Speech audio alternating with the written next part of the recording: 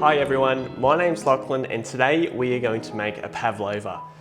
This goes without saying, it's an absolute crowd pleaser and it's a great dessert that, as we know, it's suitable for every single occasion. So today I'm going to take you through all the steps to make the perfect pav, and at the end of it we'll have a beautiful, simple, seasonal, amazing dessert. So let's get to it. First and foremost, we need to get everything ready. This just makes life so much easier when we bake, especially something as delicate as a pavlova. So I have my egg whites. Now I have 185 grams of egg whites. And it's really, really important that you weigh this out. This is approximately 5 eggs, but obviously each egg is different. So if you get the weight, you're guaranteed to get the exact same meringue as I'll get today. 300 grams of caster sugar, also important.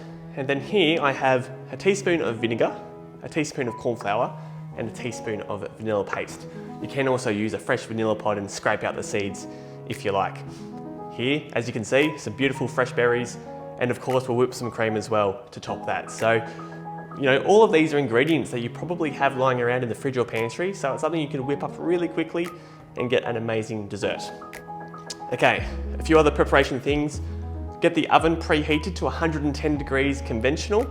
That is the perfect temperature for this. If you have the rapid heat up function on your appliance or the booster function, make sure you turn that off, as this can just be a little bit too aggressive for the pavlova. Have a beautiful clean stand mixer bowl and your stand mixer ready to go with a whisk attachment. And here I've got a nice round baking tray. I've lined it with paper, which you probably don't need, but it's just a good sort of safety barrier to make sure you can easily lift off the pav.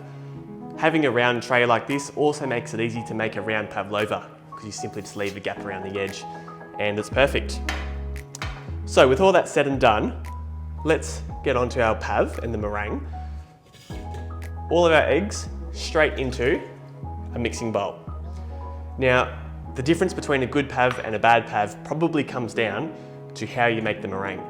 And a lot of people add the sugar too soon and too fast. So we're going to do this meringue very slowly today.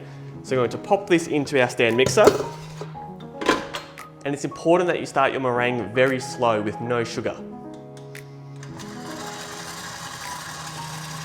So I'm going to let this beat for 3 or 4 minutes until we start to get soft peaks forming before we add this sugar.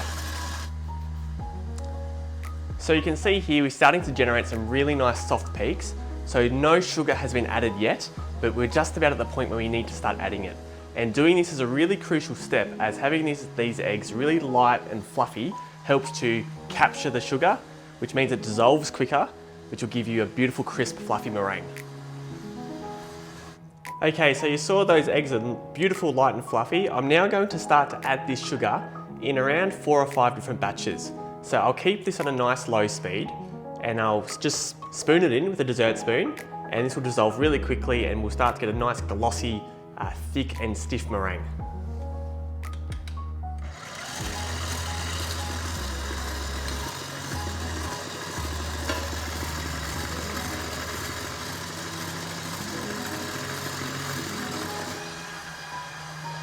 Okay, so you can see how beautiful and glossy this meringue has become. I'm now just about to add the last of the sugar, and then I'll turn the speed up and we'll beat this quite quickly for 30 to 45 seconds until this is a beautiful and thick and very stiff meringue.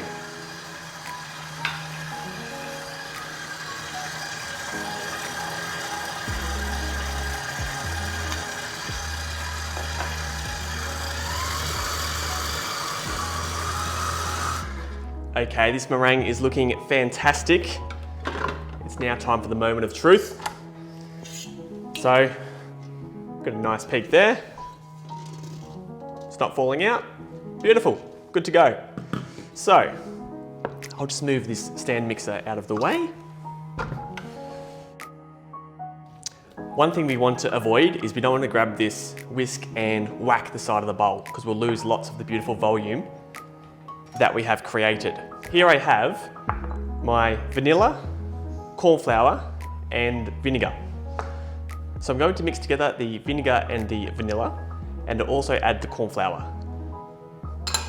I'm going to turn this into a bit of a paste, just using a rubber spatula, because this will make it much easier to incorporate into the meringue.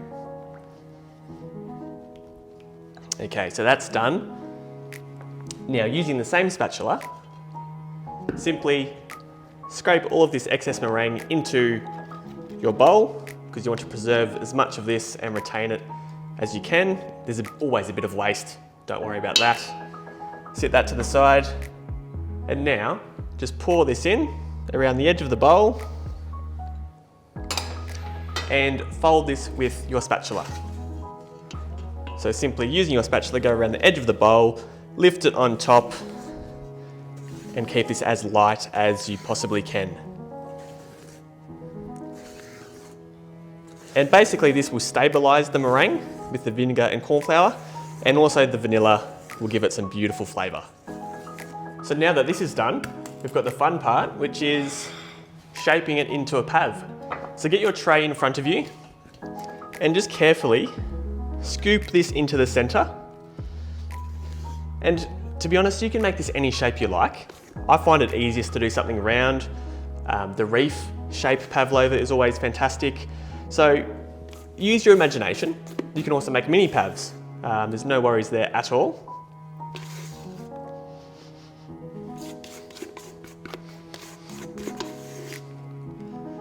Okay, so that's all there nicely. What I'd like to do now is get the back of your spatula and just push down, trying to keep it as round as possible. Excellent. And now, I find it easy with a spoon, but at the end of the day, whatever works easy for you is the way to do it. Scrape off any excess, and just get that spoon and just straighten up the sides.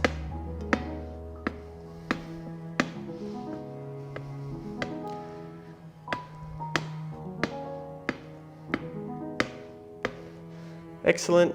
Just give the top a bit of a straighten up as well. Beautiful. So behind me in the oven, I have a rack on shelf level 1. I'm going to pop this tray on that rack and bake this for 1 hour and 20 minutes.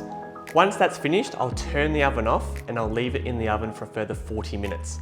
Once that's done, we can take it out to cool completely, and then we can top the pavlova. So the pavlova I've just made is behind me baking away. This is a pavlova that I made yesterday. And this obviously poses the question, how is the best way to store a pavlova? And the one thing that pavlovas hate is moisture. Because we have sugar in the meringue, sugar absorbs the moisture in the air, and that's how you can get a soggy, soft pavlova, which we've all experienced. It's one of those things that can be hard to prevent, but there's a few things that we can do to make them keep at their absolute best.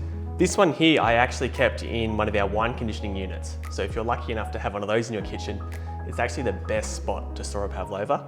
Otherwise, the best thing you can do is a super airtight container just in the pantry. Don't place these in the fridge. Your fridge is quite a humid area, and that will make your pavlova go soft very soon. You can freeze pavlovas. The freezer is actually quite a good spot to hold it. However, it will become very brittle when you remove it, especially the case, and it can be quite fragile. So I wouldn't recommend that, but it is an option. At the end of the day, you're probably baking this the night before to serve it the next day. That is probably the ideal scenario. And if you're doing that, I would leave it in the oven overnight. So, there's not much to it really, just a few basic things. What I'll do now is I'll pop this to the side, and we need to just make our topping basically. So I'm doing it simple today. Seasonal fruits. I've got some fantastic berries here, some passion fruits, but this is where you can go wild. You can do whatever topping you like, and you can get the kids involved, or if you do mini ones, you can have a little station and people can decorate their own. It's really up to you. Here I've got some cream, some icing sugar, and some vanilla. Now it's similar to the eggs before, that we don't want to whip these too fast. We want to do this gradually. So I've cleaned my bowl, and it's nice and cold. It's important that you don't have a bowl that's too hot, as that's not great for the cream. So pop this in, and I'm actually adding everything at once. So unlike the egg, everything can go in, and that's perfectly fine. And I'll beat this on a low speed for 3 or 4 minutes. The timing really depends on the size of your bowl, the size of your whisk, and the amount that you're doing. So basically you want a soft peak, and that's the ideal scenario. So this is exactly the point we want. We've got nice soft peaks with the cream. Obviously, we need to be careful that we don't turn this into butter. So right now, this is at the perfect level for us to stop.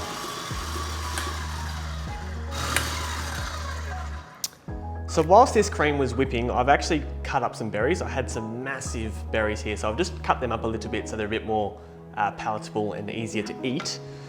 We can remove our bowl. Beautiful. And I'll also just get all of this cream into the bowl. Excellent. So now just get the pav in front of you nicely, get a good amount of the cream and pile this on top. You want to be careful that you don't go too much and don't put it out too wide on the pavlova, as when you start to add the weight of the fruit, it can start to go over the edges, which, you know, it's fine, but it can look a little bit messy. Okay, so this is where I don't like to be too particular about the placement of my fruit. Quite often when you put things here and there and be really particular, it looks like you've intended for it, and I'm never really happy with the look. So I like to just pick up some berries and just let them fall. Be a bit organic in the way they fall onto the pav. Try and get a good mixture as best you can. So pick up some of these chopped up ones.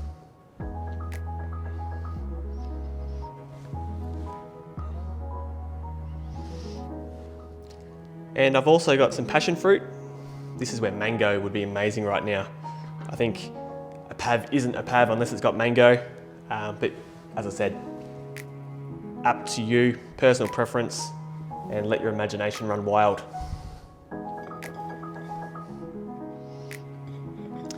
Okay,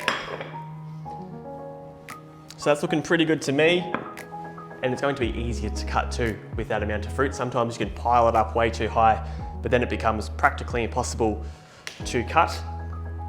We'll grab a bit of our passion fruit. I'll cut two. Grab yourself a teaspoon and let this fall into all those little gaps.